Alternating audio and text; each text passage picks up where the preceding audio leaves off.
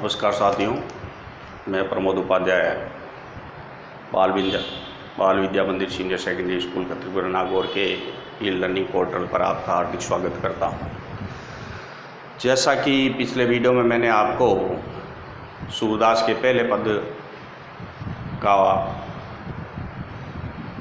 व्याख्यान किया था, जिसमें आपको मैंने बताया था कि पहले पद में श्री कृष्ण और राधा का आपस में जो मुलाकात हुई उसके बारे में उस पहले पद के अंदर व्याख्या की गई थी। आज हम दूसरा पद लेते हैं। सूरदास जो पहला पाठ है कक्षा 10 में, तो दूसरा पद है। दूसरे पद के अंदर जो चीज़ बताई गई है सूरदास ने इस पद को सूरसागर के बर्मर गीत से लिया है। तो इसमें जो प्रसंग है वो है कि सूरदास ने इसकी रचना सूरसागर से की है और इसके अंदर गोपिकाएं जो श्री कृष्ण के साथ रहा करती थी, गोपिकाएं श्री कृष्ण के प्रति एक उल्हाना प्रकट कर रही हैं, यानी श्री कृष्ण को उनके कपटपूर्ण व्यवहार के लिए दोष दे रही हैं। तो वो इस प्रकार से है। तो दूसरे पद में देखो, मधुकर श्याम हमारे चोर। सूरदास जी कहते हैं कि गोपिकाएं क्या कह रही हैं। गोपिकाएं उद्धव को एक वार्तालाप में उद्धव से वार्तालाप कर रही हैं, तो उसी बीच एक बोरा मंडराता हुआ आ जाता है और उस बोरे को श्री कृष्ण का प्रतीक मानकर और उन पर श्री कृष्ण पर कपटपूर्ण आरोप लगाते हुए कह रही हैं कि अरे बोरे, यानी मधुकर यानी भौरे। भौरा होता है जो उड़ने वाला एक कीट होता है, वो भौरा कहलाता है। तो जब गोपियाँ उद्धव से वार्तालाप कर रही हैं, उसी बीच एक भौरा मंडराने लगता है और उस भौरे को श्री कृष्ण का प्रतीक मानकर गोपियाँ कह रही हैं कि मधुकर श्याम हमारे चोर। हे भौरे, तुम जैसे श्याम रंग वाले श्री कृष्ण हमारे चोर हैं। श्याम रंग वाले यानी तुम्हारे जैसे श्याम रंग वाले श्री कृष्ण हमारे चोर हैं। ये गोपिकाएं बता रही हैं। आगे क्या कह रही है? मन हरि लियो तनक चितवन में। मन हरि लियो यानी गोपियाँ कह रही हैं कि हमारे श्री कृष्ण ने हमारे मन को हर लिया है, यानी हमारे मन को उन्होंने अपने वश में कर लिया है। यानी मन हरि लियो तनक चितवन में। तनक चितवन का मतलब होता है कि जो गोपिकाएं कह रही हैं कि उन्होंने चितवन यानी दृष्टि और तनक यानी थोड़ी सी, तनक यानी थोड़ी सी दृष्टि हम पर डालकर चपल नैन की कोर, यानी चंचल नेत्रों से। चपल नैन, चपल यानी चंचल। चपल यानी क्या होता है? चपल यानी चंचल। नैन यानी नेत्र।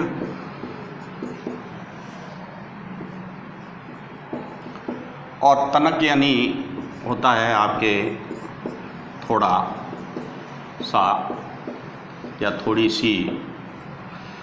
चितवनी, चितवनी का मतलब होता है, चितवनी का मतलब होता है दृष्टि यानी देखना। ठीक है। तो क्या कह रही हैं गोपिकाएं? मन हर लियो तनक चितवन में चपल नैन की कोर, यानी श्री कृष्ण ने अपने चंचल नेत्रों से थोड़ी सी दृष्टि डालकर हमारे मन को चुरा लिया है, हमारे मन को क्या कर लिया है, चुरा लिया है। अगले दोहे में क्या कह रही हैं गोपिकाएं, पकड़े होते हृदय और अंतर प्रेम प्रीत के जोर। पकड़े होते हृदय और अंतर प्रेम प्रीत के जोर। श्री कृष्ण के जो प्रेम है हमारे प्रति, तो उसके कारण हमने प्रेम प्रीत यानी प्रेम और अनुराग के बल पर, जोर यानी क्या होता है, बल पर, बल पर, तो हमने अपने प्रेम और अनुराग, प्रेम यानी अनुराग, प्रीत व अनुराग के बल पर पकड़े होते हृदय और अंतर, हमने श्री कृष्ण को अपने प्रीत और अनुराग के बल पर उनको हृदय में बसा लिया है। उर यानी क्या होता है, हृदय।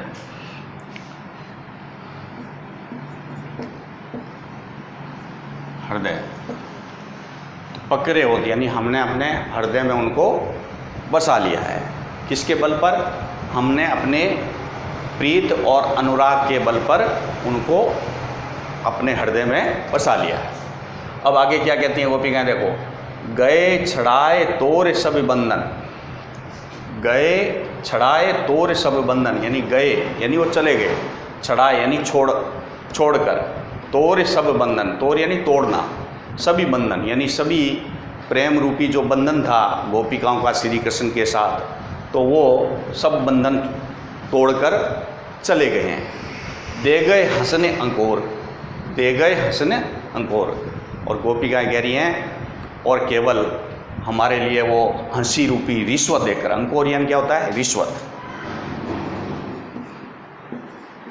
अंकोर यानी रिश्वत, या इसको कहते हैं मूल्य, यानी हंसी रूपी, हंसनी यानी हंसी, दे गए हंसनी अंकोर यानी हमें केवल हंसी रूपी रिश्वत देकर और सारे प्रेम बंधनों को तोड़कर हमारे श्री कृष्ण है वो छोड़कर चले गए हैं।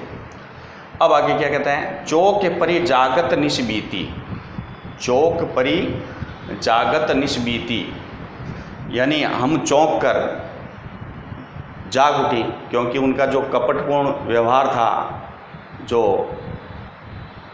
चोरी व कपट का व्यवहार श्री कृष्ण के गोपियों के प्रति था, तो उसको देखकर वह चौंक उठी।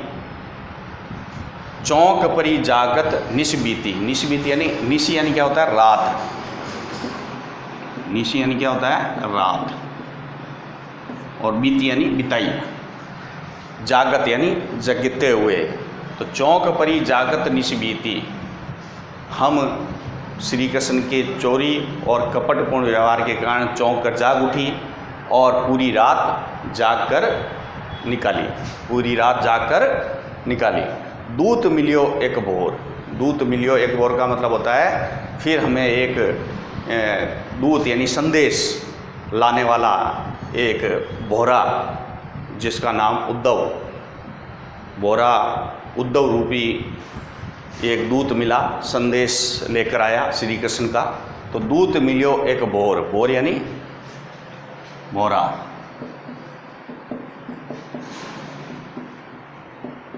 ठीक है। दूत यानी क्या होता है, संदेश लाने वाला, संदेश लाने वाला, ठीक है। तो दूत मिलियो एक बोर, फिर हमें एक संदेश लाने वाला एक बोरा उद्धव रूपी मिला। सूरदास प्रभु सर्वस लूट्यो, सूरदास के जो प्रभु हैं श्री कृष्ण, तो वो सर्वस लूट्यो यानी गोपिकाओं के साथ जो प्रेम बंधन था उसको वह उन श्री कृष्ण ने लूट लिया। ये सूरदास जी का कहना है कि गोपियों के उन्होंने श्री कृष्ण ने गोपियों के श्री कृष्ण ने उनका सब कुछ लूट लिया। नागर यानी चातुर, नागर यानी चतुर, नागर यानी क्या होता है, चतुर।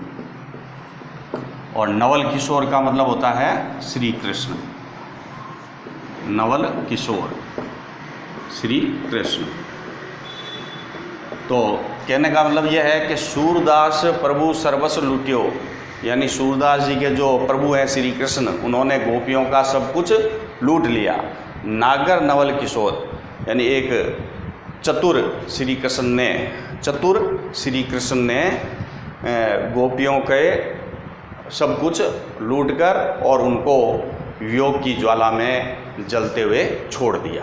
तो इस तरीके से ये एक वियोग व्यथा जिसको कहते हैं गोपियों की, उसके बारे में सूरदास जी ने इसमें लिखा है, जो श्री कृष्ण उनको देकर गए हैं।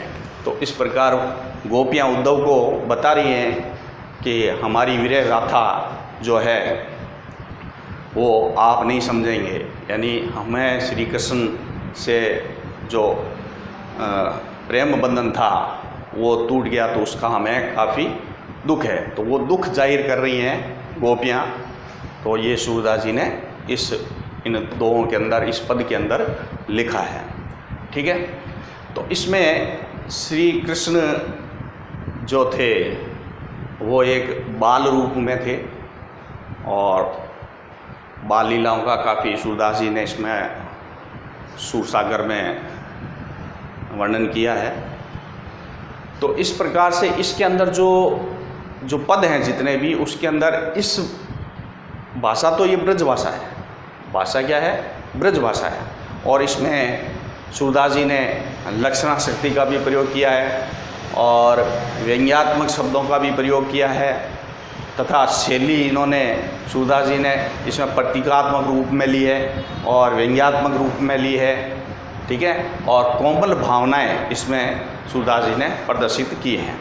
ठीक है। वियोग वेदना का भी इसमें सूरदास जी ने वर्णन किया है और ऐसे शब्द भी हैं जो अनुप्रास और रूपक अलंकार के रूप में भी इसमें सूरदास जी ने लिए हैं। तो इस प्रकार से इन्होंने जितने भी पद बनाए हैं, तो उन पदों में कुछ आकर्षण हो उसके लिए जितने भी अलंकार हैं उनका प्रयोग दोहों के अंदर किया जाता है। तो इससे क्या, पढ़ने में, लिखने में और सुनने में अच्छा लगे, तो इसके लिए अलंकारों का, शब्द शक्ति का, लक्षणा शक्ति का और व्यंग्य शब्दों का प्रयोग किया जाता है। तो उसी प्रकार से सूरदास जी ने इन पदों के अंदर इनका वर्णन किया है। तो इस तरीके से ये जो है दूसरा पद, ये आपको समझ में आ गया होगा और इसकी व्याख्या मैं आपको बाद में वीडियो पर अपलोड करूंगा और उस व्याख्या को आपको लिखना है शब्दार्थ, और ये जो पद है इसको आप नोटबुक में नोट करें और इसको देखकर लाइक करें और अन्य से भी आप, जो भी आपके दोस्त हैं उनसे भी लाइक कराएं। ठीक है। धन्यवाद।